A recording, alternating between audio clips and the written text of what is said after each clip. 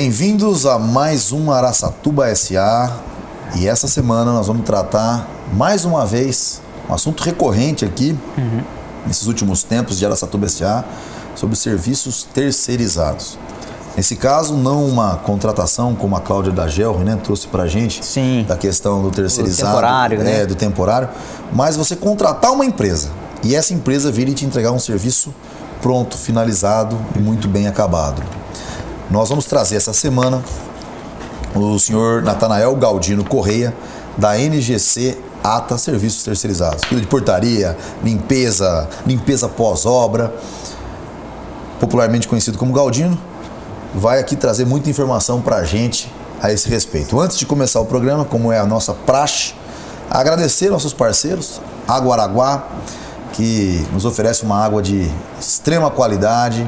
Água é saúde, seja com gás ou sem gás. Tem os mimos também, né? Exatamente. Que é um segmento de customização das garrafinhas, né, Rodrigo? Que é muito legal para as festas. A Luísa que ama. Então. O primeiro aniversário da Luísa, se não me falha a memória, tinha lá a garrafinha com a Mini. O negócio dela era a Mini. Pô, aniversário, casamento, né? Exatamente. Então, quem quiser água personalizada, mimos@aguaraguá.com.br. É um belo modo de você personalizar um evento. Exatamente, cria uma marca, né? Nosso grande agradecimento, muito obrigado ao Calu Cabeleireiros, que nos trata, né, Caíto? Puxa, muito sempre bem, um zelo com a nossa pessoa. José Roberto Pistori, nosso muito obrigado. Vania Assuite, Juliana Cruyff, poxa, pessoas nota 1000 sensacionais. A Mr. Kit, que nos veste roupa de qualidade com preço excelente. Você só encontra na Mr. Kit. Nosso muito obrigado ao Wagner, a Giovana. Temos que trazer a Giovana para cá, hein? É verdade, já está exatamente. Giovana, essa história de sucesso que está construindo aqui, né, exatamente. Coloca aí na sua agenda, hein? Vir para cá na Araçatuba SA dar uma entrevista. Não é nem convite, já é intimação. Já intimamos. E ao grupo Folha da Região, que nos recebe através da TV Araçatuba e nos coloca dentro da sua sala, aí na sua casa. Nosso muito obrigado a você que nos assiste, né, Caio? Sim. Que nos permite levar aquilo que a gente acredita ser um jeito, uma ferramenta de ajudar você. É o que nos faz estar aqui todo dia, né? E trazer essas pessoas para contar as boas histórias, né? De negócios, é verdade. Sempre na tua companhia, Caio. Traga então o Galdino para a conversa. Beleza. Rodrigo, obrigado. Mais uma vez, é sempre um prazer estar contigo aqui. Galdino, bem-vindo. Muito obrigado pelo convite. Legal. Vamos começar conhecendo um pouco da tua história. De onde que surgiu essa ideia de montar a NGC e por que esses serviços? Vamos começar por aí. Bom, eu sou um filho de São Paulo criado por Araçatuba. Certo. Você é paulistano então, nascido lá. Nascido Legal. em São Paulo, aos 4 anos de idade vim para Araçatuba com meus pais. Aos 17 fui embora para São Paulo. E foi justo na época de exército, fui servir o quartel, etc e tal. Foi quando começou a surgir essa parte de terceirização de serviço. Isso em 1992, mais ou menos. Ok. A terceirização é uma coisa que já existe há muito tempo, né? Mas que começou a pegar corpo, pegar força, foi justo mais ou menos nessa época de 1992. E como eu estava dentro da área de militarismo, de segurança, eu comecei a ter uma visão em relação a isso, a terceirizar. Terceirizar segurança. Segurança, né? Bom, mas você era novo. Quanto? 18 para 19 anos foi quando isso tudo começou. Já começou a vislumbrar isso nessa época, é isso? Com certeza. Tudo começou a dar ter corpo, ter informações, já começou a ter visão. As pessoas começaram a dar visão à terceirização de serviço. Em 1992 não era essa cultura empreendedora que nós temos hoje, 2015. Então um rapaz de 18 anos começar a pensar nisso, realmente eu entendi isso. Poxa vida, nessa idade, em 92. E naquela época, naquele época, contexto, né? Desculpa, Galdino, pode continuar. Tranquilo. E junto com alguns colegas a gente montou uma equipe para fazer como militar, então você tem uma certa facilidade para trabalho, fazer alguns eventos, alguns bicos em várias casas noturnas de São Paulo. Certo. E foi aí que a gente começou. E através dos bicos de segurança eu comecei a ver as dificuldades que eles tinham na parte de limpeza das boates, da recepção nas boates. Foi aí que eu comecei a deslanchar, Pensar num negócio mais amplo. montar um escritório e começar a regularizar esse trabalho. Deixar da parte informal de um bico e começar a realmente vender esse tipo de serviço. Então, o senhor quer me dizer que a NGC, ela nasceu em São Paulo? Sim, nasceu em São Paulo. E como é que foi isso? Então, lá você começou fazendo o quê? Essa a NGC, a hora que você abriu a NGC em São Paulo. Dando continuidade nessa parte de eventos. Tá, eventos. Dando apoio Segurança para de eventos, eventos. segurança, recepcionista para eventos, a parte da limpeza antes, durante e depois os eventos. Foi aí que nasceu a NGC. Entendi. E esse retorno para Araçatuba se deu quando e por quê?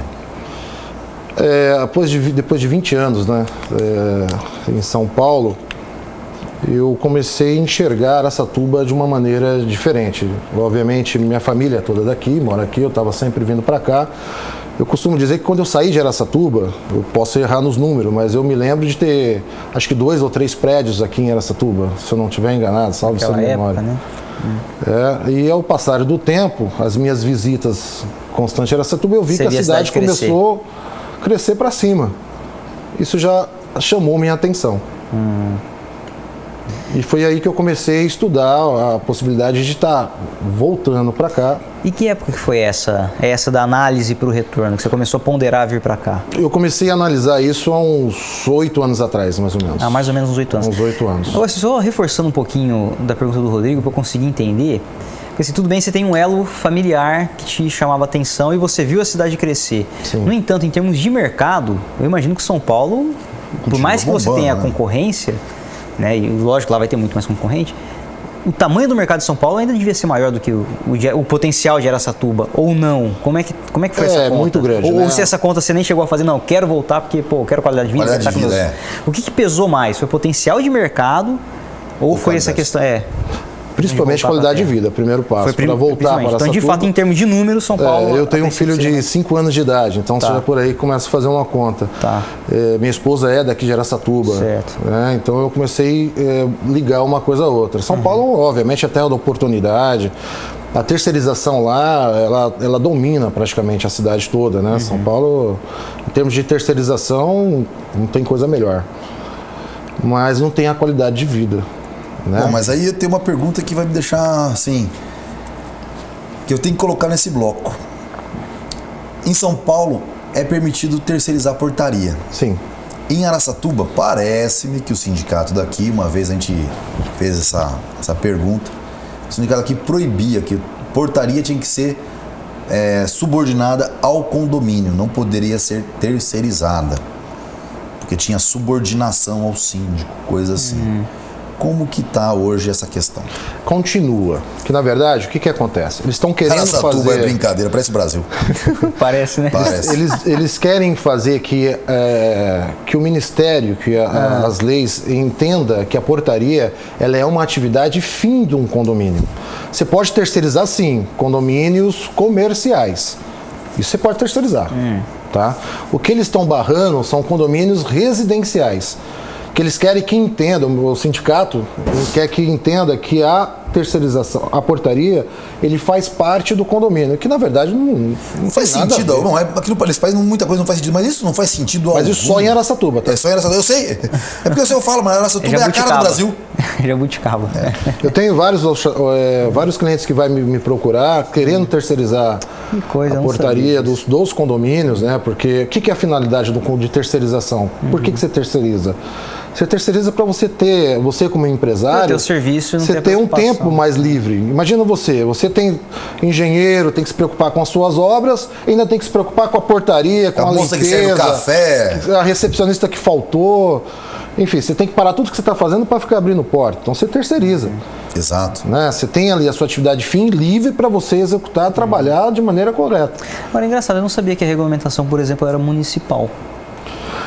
Não é, né? Não é. Mas é que você vai brigar com o sindicato. Entendimento. Tá. Vai do entendimento. Por que acontece? Eu dependo 100% do sindicato. Para homologar o meu funcionário depois de um ano de trabalho, eu tenho que homologar no sindicato. Certo, não é Então, você tem que... E você vai estar mandando a pessoa embora. Você imagina você falar, ele falar assim, eu trabalhei de porteiro no condomínio XYZ, que era residencial. Tá feita A encrenca. A encrenca. Vamos encerrando esse bloco, conhecemos bastante já sobre o Galdino e a NGC. Para o próximo bloco, eu quero saber, e o mercado? Como é este mercado, Sr. Galdino? Tem muita gente irregular? Como funciona? Responde isso no próximo bloco.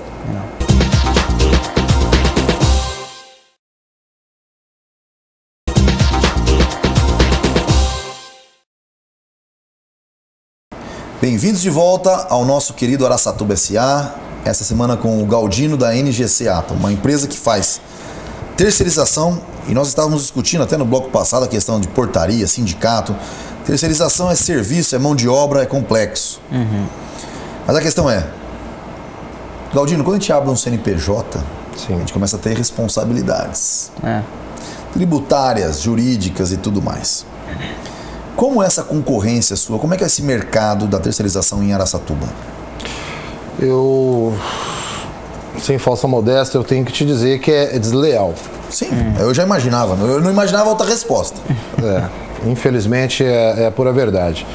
A empresa que tenta trabalhar corretamente, obviamente tentando recolher todos os seus impostos, todos os seus encargos, isso eleva o seu orçamento. Você fica com o orçamento, obviamente...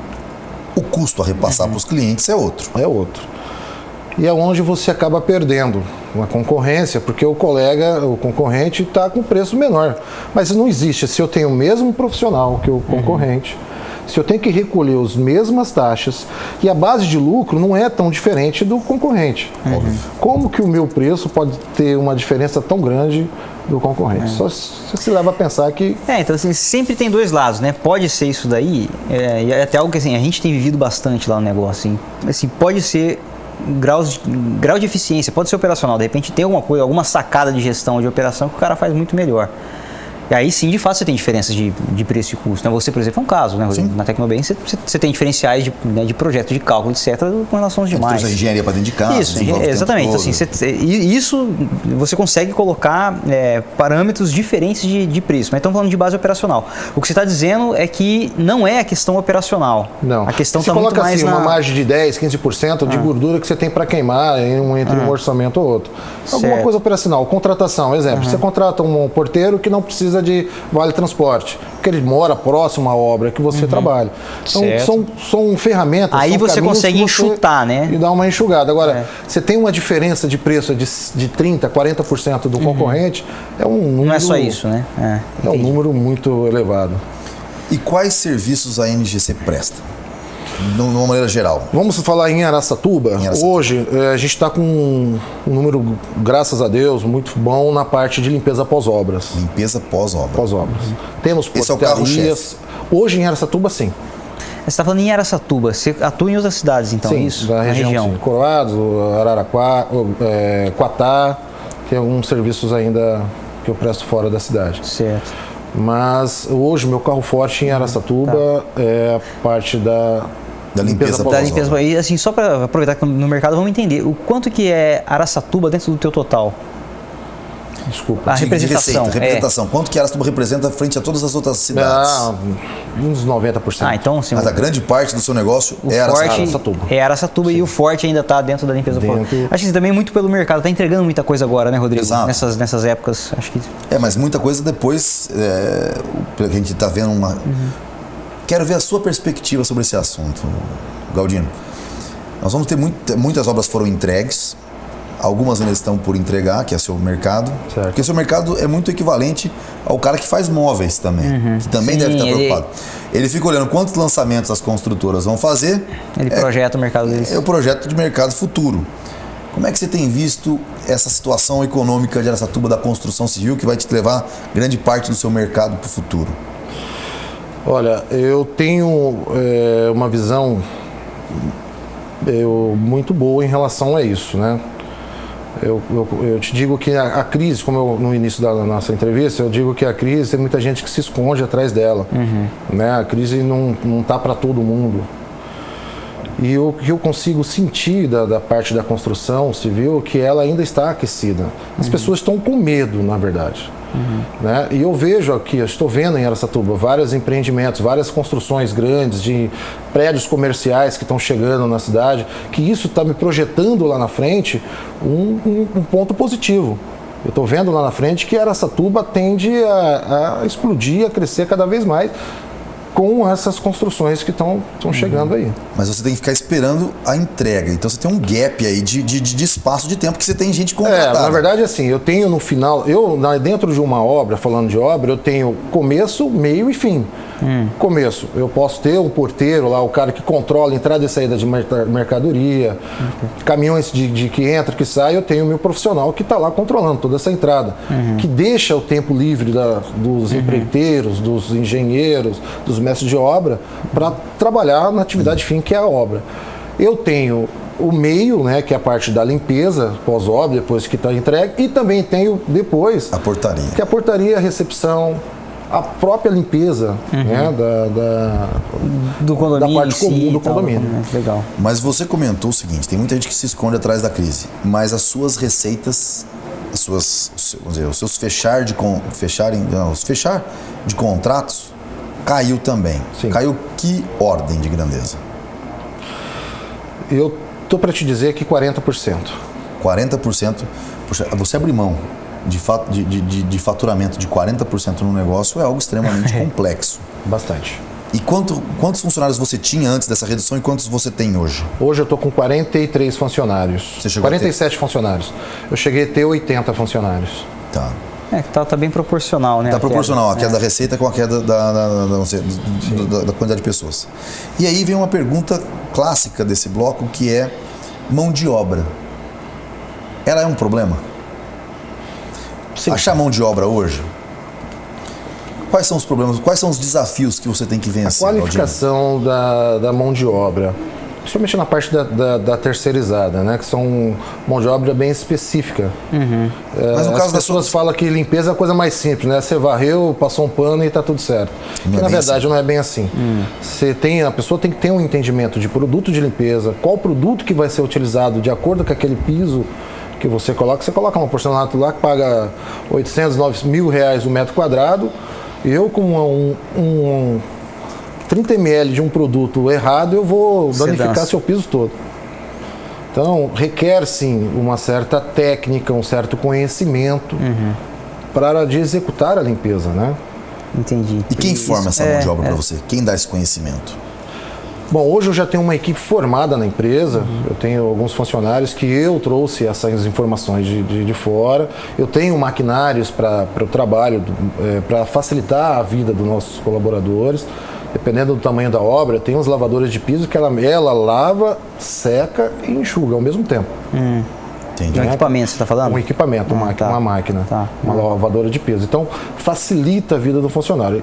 Eu trouxe, ensinei, eu tenho um rapaz que é de alta confiança, o Mário, que trabalha comigo, que me ajuda a estar passando essas informações e ensinando, treinando os nossos funcionários. Quer dizer, então a preparação, a questão mais de qualificação, você faz internamente? Estou fazendo internamente. Porque eu tentei trazer do mercado pessoas com essa capacidade, mas como a terceirização ainda é um elefante branco, né? Nem todo mundo. O que tem a terceirização faz de maneira corriqueira, de forma de qualquer jeito. Então, trazer para dentro do profissionalismo requer um pouco mais de atenção. Legal. E assim, a gente já vai fechando esse bloco de mercado, vamos começar no bloco Pimenta.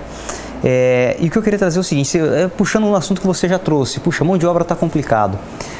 A gente está vivendo um momento agora que, infelizmente, muita gente está perdendo o trabalho original. Bom, 40 anos. Até aconteceu mesmo, de repente, no teu caso.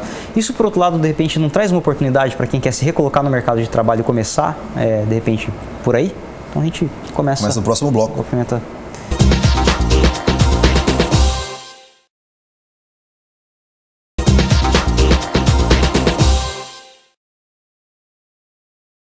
Bem-vindo de volta ao Araçatuba S.A. Tô tomando as vezes de novo aqui do Rodrigo no Bloco Pimenta. É isso aí, Caetão. Olha, eu não consigo apimentar tanto quanto você, viu, Rodrigo? Mas chega chegando. Mas vamos lá, vamos tentar. Galdino, então assim, a questão que eu tinha levantado no final do bloco anterior é se esse momento da economia não traz, por outro lado, uma oportunidade para que você aprimore, né, apesar de reduzida, a equipe que você tem hoje. Quer dizer, deve ter muita gente boa aí no mercado querendo se recolocar. Se não tá aí... Na hora da dispensa dos 33 que você dispensou, Você já dispensou o joio, né? Provavelmente você não ia dispensar o trigo. Dispensou o joio. Só com isso você já ficou com pessoas. Você tirou aquilo que atrapalhava seu negócio, enquanto uma mão de obra que poderia te atrapalhar, ficou com pessoas bem gabaritadas. Certo. Pergunta do Caio é: este momento da economia, eu acredito que o Caio está vivendo isso, eu estou vivendo isso. Hoje você contrata pedreiro, que não era dos melhores, mas para trabalhar de servente. Pela necessidade. Pela necessidade do cara. Infelizmente está nesse ponto. É esse. Mas, quer dizer... É que a terceirização, assim, a gente contrata os funcionários de acordo com os contratos que nós fechamos.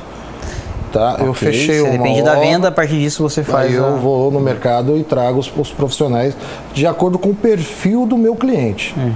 Tá? Eu tenho um cliente, uma construtora, eu ia falar um nome que não sei se pode, mas enfim, Tecnobens. Aí eu vou trabalhar no mercado, trazer profissionais que atendam às necessidades desse meu cliente. É dessa forma que eu trabalho. Os 47 funcionários que eu tenho hoje, 43, 47, eles já estão locados em obras. Nas obras, nos meus clientes, que eu já tenho contratos firmados.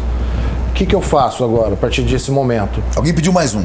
Pediu mais um. Ou até mesmo quem já está trabalhando, que não está atendendo, ou por algum motivo deixou de atender o perfil do cliente, a gente faz uma substituição. Aí sim.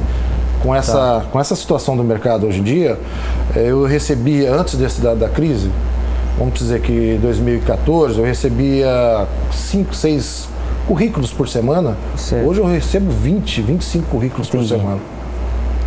Se acessar minha caixa de e-mail, está lotada lá, que eu peço para direcionar para mim todos os e-mails que eu gosto de dar uma olhada. Os currículos. Os currículos. Dá uns 5 por dia. Aumentou muito. Parece exagero o que eu estou dizendo, mas é a pura realidade. Entendi. Então aí assim, aí você tem fôlego para trazer para o cliente um funcionário melhor. Eu já tive situações aqui, quando eu cheguei em Araçatuba há 3 anos atrás, eu entrar em pânico. Eu falei, puxa, eu não estou achando com mão de obra. Então, e é isso que é muito estranho, né? A gente vem de 1 ou 2 anos, 2 a 3 anos atrás, que a gente não conseguia encontrar, né, pessoas, e agora você já está inverteu. Eu acho muito, montanha-russa muito, e para o mercado todo é ruim. É ruim para todo mundo isso daí. Né? Bom, eu tenho as minhas teses, você sabe, a relação capital-trabalho, toda vez que o governo tenta esticar de um lado, ele é muito elástico o negócio, quando solta aquilo vira um estilingue só. E vira trauma, né, cara? E vira traumático a coisa. E aí depois o cara rouba salame, o cara rouba água, luz, né? E a tendência é piorar, né? Com desemprego, o cara vai furtar mesmo. Não tem jeito, eu não sou advogado, eu falo rouba e é furto. Mas na verdade, poxa, o cara vai ficar sem água na casa dele? Ele está com uma dívida de R$2.000 lá com a Samar, ele vai ficar sem água. Não tem como. Você vai obrigar um cidadão no Brasil, em pleno século XXI, a viver sem água? Eu não sou populista, hein? Eu acho que a gente tem que ter aquilo que a gente tem condições de ter. Mas no caso da água... básico, né, cara? Sei lá, eu já estou começando a entender mais o ser humano. Mas a questão é, no caso da limpeza pós-obra, é 2 dias que ele passa numa residência, num apartamento. No caso de uma portaria, de uma obra, ele passa mais tempo dentro de uma obra. Correto. Como está hoje a sua relação e a relação do seu segmento de negócio terceirizado, eu te pergunto isso para a Cláudia também, com o Ministério do Trabalho? Como eu disse, o meu contato direto é sindicato, né? Sindicato. Sempre sindicato, depois o Ministério. Eu te fiz essa pergunta, Claudino, até para você colocar e posicionar bem, né, a NGC nesse sentido, porque é o seguinte, nós, no começo da nossa empresa, nós trabalhamos muito só tínhamos funcionário mão de obra própria. Num determinado momento, aconselhado por uma pessoa que era vice-presidente operacional na época, resolvemos terceirizar. Terceirizar porque produzia mais e taranã. Bom, tomamos a decisão de desterceirizar e muitos dos nossos terceirizados começaram a receber ações trabalhistas da qual nós somos chamados. Ou seja, enquanto nós tínhamos funcionário próprio, solidário, né? Nós não tínhamos uma ação trabalhista. Hoje devemos ter umas 5, 6 ou 7 ações trabalhistas no máximo, mas que veio de terceirizados, muitos deles. Como que é a sua relação com relação a isso? A pessoa que contrata a NGC pode dormir tranquila? Porque no caso da limpeza de obra, a gente sabe que sim, é 1 dia, 2 dias, não vai ter essa relação, esse vínculo. Mas numa portaria, por exemplo. Você entrou num ponto, Rodrigo, muito importante. Se me deixar eu acho que exatamente, agora eu quero que você discuta sobre isso. A terceirização de serviço, ela veio para ajudar, não atrapalhar, né? Como eu te disse, você é engenheiro, você tem que se preocupar com a obra, não com a portaria, com o auxiliar de limpeza, etc. e tal. Ponto. Porém, você tem que me fiscalizar, né? Você tem o departamento de RH, que obviamente é o departamento que faz essa fiscalização, que vai me fiscalizar. Eu emito minha nota, mando para a sua empresa. O seu financeiro vai falar com o seu RH, falar, meu irmão, a NGC recolheu os impostos, recolheu o fundo de garantia, INSS, pagou os funcionários, que todos os meus clientes, eu mando para eles todas essas guias recolhidas, com cópia do Olerite assinado, se possível ainda o extrato bancário do pagamento do funcionário. Poxa, perfeito. Pra você dar segurança jurídica para quem está. Você é coautor, né? Na verdade, se eu não pagar, você vai pagar. Na verdade, se você já pagou, eu deixei de repassar, você vai pagar de novo. Então, é uma forma que vocês têm, é uma ferramenta que o contratante tem para me fiscalizar. E tem que ser feito isso. Porque muitas vezes eu deixo de fechar contrato, como você acabou de falar, por conta que é o que o teu concorrente faz mais barato, porque ele não tem isso daí. É isso aí, é o grande segredo desse. Então, o que acontece? As terceirizadas, fica aí uma dica. Isso, faça a recomendação. Fica aí a dica. As pessoas que terceirizam o serviço têm que cobrar da terceirizada todas as guias recolhidas antes de efetuar o pagamento. Obviamente, o primeiro mês não, porque eu preciso receber para pagar. Mas a partir daí você tem giro, mês, né? Fica-se o giro. Então, eu recolho o INSS, recolho o fundo de garantia, pago o salário, pago os benefícios e comprovo isso para você. Após a comprovação, você efetua o pagamento na minha conta. Perfeito. Então, essa é a forma que você trabalha Essa é a forma que eu trabalho e, em consequência disso, graças ao meu bom Deus. Só que, infelizmente, temos um outro problema, né? Que a lei para o empregado, ela é... isso que eu ia dizer. Ela é 100%. Se o cara, mesmo que recebeu tudo, ele tem até 2 anos para achar um advogado e tentar encontrar algum, tentar tirar algum ainda. Então, vamos encerrar esse bloco Pimenta indo por tendências, uma pergunta apimentada e se é ou não uma tendência. Meu pai tem um ditado que diz: em casa que falta feijão, todo mundo briga e ninguém tem razão. O cara tem 2 anos para entrar na justiça. Ele sabe que a justiça é paternalista, a justiça do trabalho é paternalista por natureza. E em momentos de crise, entre uma empresa e alguém passando fome, ela não quer nem saber e vai privilegiar quem passa fome. E a minha pergunta que fica: é uma tendência os terceirizados sofrerem com esse fiel da balança sempre tender para o lado minoritário? E quanto as empresas terceirizadas aguentarão desse passivo trabalhista que possa vir a existir? Responde isso no próximo bloco.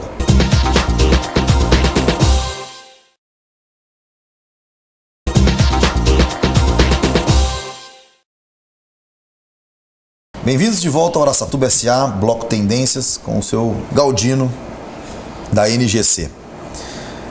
Seu Galdino, o seguinte, a gente sabe que a Justiça do Trabalho, e hoje está muito melhor do que era antes. Sim, elas estão pesando, eu tenho que calibrando, né? Estão calibrando mais a mão. Só que num mundo em que nós vamos entrar, muito aparente, vamos entrar.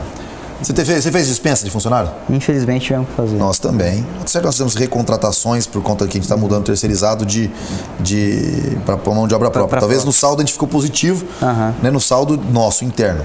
O seu Galdino aí dispensou quase 40% da mão de obra.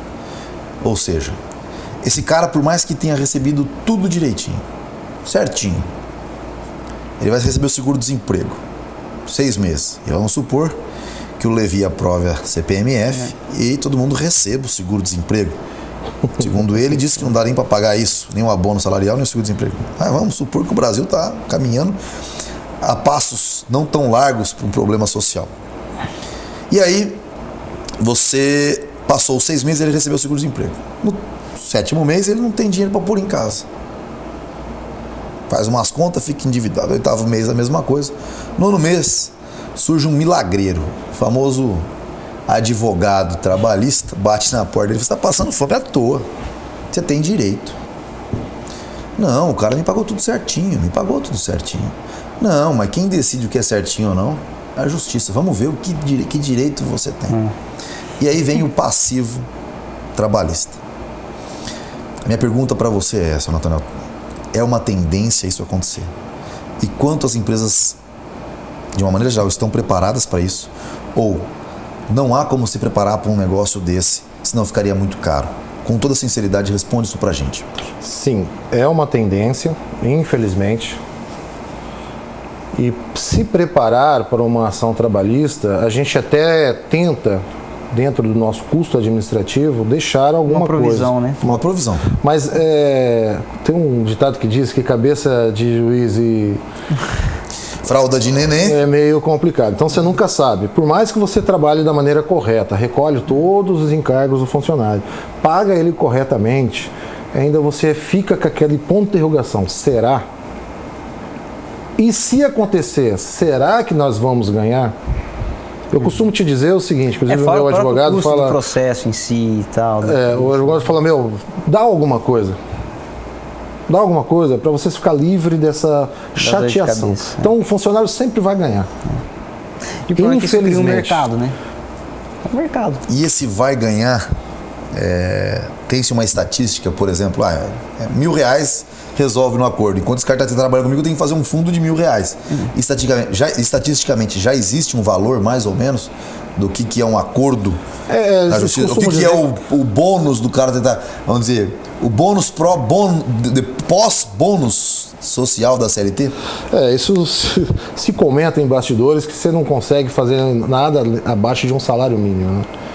Então vocês têm meio que na cabeça um número. Vamos lá e vamos tentar passar de 700 para cima para ver preço, o que né? vai. No fim das contas, isso está no preço. Só que aí não é só isso, né? Que você paga os 700 pro cara, obviamente, se já isso está lá na garganta, aí você tem um advogado que você tem que pagar. Exatamente. Tem o custo todo é maior, mas é isso que eu falo. Né? Essa que é a questão. No fim, isso tudo é administrativo. Isso está dentro de uma margem, isso está no preço. A questão é essa. Tipo, todo mundo paga essa conta depois. Sim.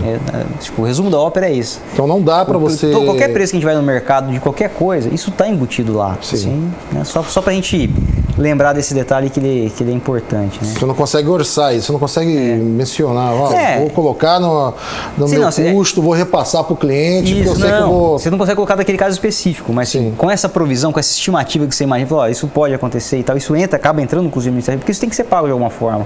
É isso que eu falo, de alguma forma, assim, mesmo que intuitivamente, isso acaba entrando no preço do produto final.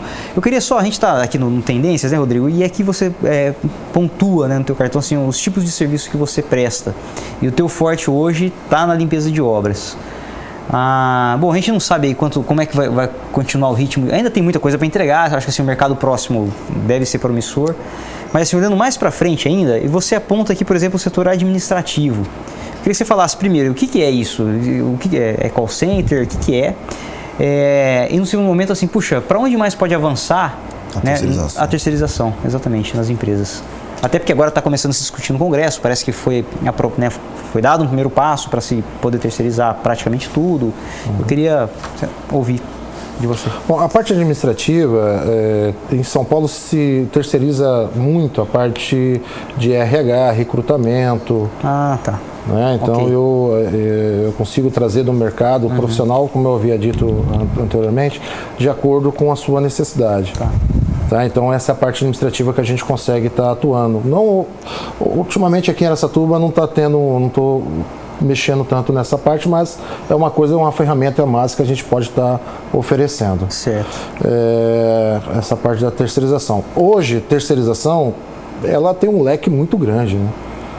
Você vê essa questão da lei poder ser aprovada até a atividade fim, poder ser terceirizada? Isso é algo bom para o teu negócio? É bom desde que tenha ferramentas que realmente fiscalize isso, né? Porque se realmente der esse boom e espalhar isso de maneira desordenada, né? Isso vai causar um problema. Não, tem regra de jogo, né? Isso é claro. Então, acho que assim, como eu havia dito, vocês me fiscalizam. Então, se não tiver assim, um órgão competente mesmo, eu costumo dizer competente, porque infelizmente tem muita gente que trabalha, que deveria estar nos fiscalizando, está, na verdade, nos afundando, né? Então tem que ter um órgão competente que realmente fiscaliza e saiba medir a balança. Não pesar só de um lado, sempre estar do lado do certo, do justo. Código de Defesa do Consumidor. Um dos grandes problemas que nós temos vivido, os empreendedores da nação, é que se já não bastasse a justiça trabalhista vir de um lado, puxando a sardinha para o lado do trabalho frente ao capital, nós brasileiros somos criativos em dificultar a vida dos empreendedores, criamos o outro lado, que é o Código de Defesa do Consumidor. Que, óbvio, ninguém acredita que tenha que se prometer A e entregar B para o consumidor. Isso é óbvio. Mas, no entanto, você vai lá e faz uma limpeza na casa de um cliente. E o cliente pode dizer que ele não está satisfeito, né? Dado qualquer razão esdrúxula do fato. E você tem que... Como é que se consegue medir essa relação do que se vende, explicar assim, nós entregamos isso e nós não podemos ser cobrados por aquilo. Como que Exato. Como que funciona, como que reza esse contrato de limpeza, por exemplo, pós-obra, ou de portaria, por exemplo? Né? O que você coloca no contrato, o que o seu cliente pode ou não solicitar a mais, que às vezes você já vivenciou e falou, realmente o Código de Defesa do Consumidor às vezes complica nesse sentido. Boa pergunta. Eu vou rachar essa pergunta em 2 pedaços. Primeiro, a portaria, existem umas normas e procedimentos, né? Do que pode ser feito e o que não pode ser feito. Inclusive, eu tenho um cliente em específico que está pedindo para que o meu porteiro observe o porta-mala do carro. O porteiro não pode executar esse tipo de atividade. Tá certo? Então, a gente cria-se uma norma, um procedimento, é passado para o cliente. Tem clientes que falam direto com os nossos colaboradores. Falam, eu quero que você olhe, revista os carros aí, porque, enfim, está sumindo o material. Então, a responsabilidade passa a ser do cliente, né? Porque eu, antes de fechar o contrato, eu vou levar para ele normas, procedimento, de que maneira pode ser tratado, de que forma você vai trabalhar. Então, ele tem consciência daquilo do que pode ser feito e o que não pode ser feito. Essa parte da segurança, da portaria, que isso tudo está dentro da Lei 7.102, de 83. Então, tem uma lei regulamentadora que cuida de toda essa parte da terceirização de serviço de segurança e portaria. Lei 7.102 e Lei 7.120/83. Agora, a parte da limpeza, eu costumo dizer que eu não faço um orçamento, eu faço um laudo. Se você me chamar para fazer uma limpeza na sua casa, a minha equipe vai, fotografa tudo que está irregular. E isso eu vou te mostrar junto com o orçamento. Entendi. Já aconteceu várias vezes, e na verdade o defeito aparece após a limpeza. Tá? Isso que me trouxe, que me deixou à frente de muitos clientes, de orçamento por conta disso. Porque eu faço um laudo e mostro para o cliente, antes e depois. Perfeito. Né? Então, tá manchado ali. Fala, mas olha aqui. Tá na foto. Já estava manchado. Isso, essa é a questão, exatamente. Né? Então, antes mesmo da gente firmar o contrato, ele mesmo vai analisar o meu orçamento. Faz o levantamento, não considero nem que é um orçamento, mas sim um laudo técnico. Ele mesmo já vai ver que a situação já estava com problema antes de... Obviamente... Você se protege e... obviamente, se for comprovado que o erro foi meu, que é muito visível você ver, né? Como a gente trabalha com produto, a vassoura não... Obviamente, pode ser que risque, pode ser que vai danificar a tinta da parede e tal. Mas o grande problema são produto errado. Produto químico, né? Que aí mancha. Aí mancha, não tem o que fazer. Você tem que trocar a peça. Então é muito visível quando o erro é da parte da limpeza. Isso você consegue identificar facilmente. E aí por isso você faz esse sistema de laudos. Que assim, que eu falei, você se protege e agrega valor. Perfeito. Né? Perfeito. Encerrando esse bloco, para o bloco de encerramento, a pergunta que fica é, não no caso da limpeza pós-obra, mas você provavelmente presta serviço de limpeza na casa de clientes, né? Pode ter a pessoa fora das obras, ou mesmo limpeza pós-obra. Um funcionário quebra uma peça decorativa de alto apreço da pessoa. Como se comportar nesses casos? Galdino, responde no próximo bloco.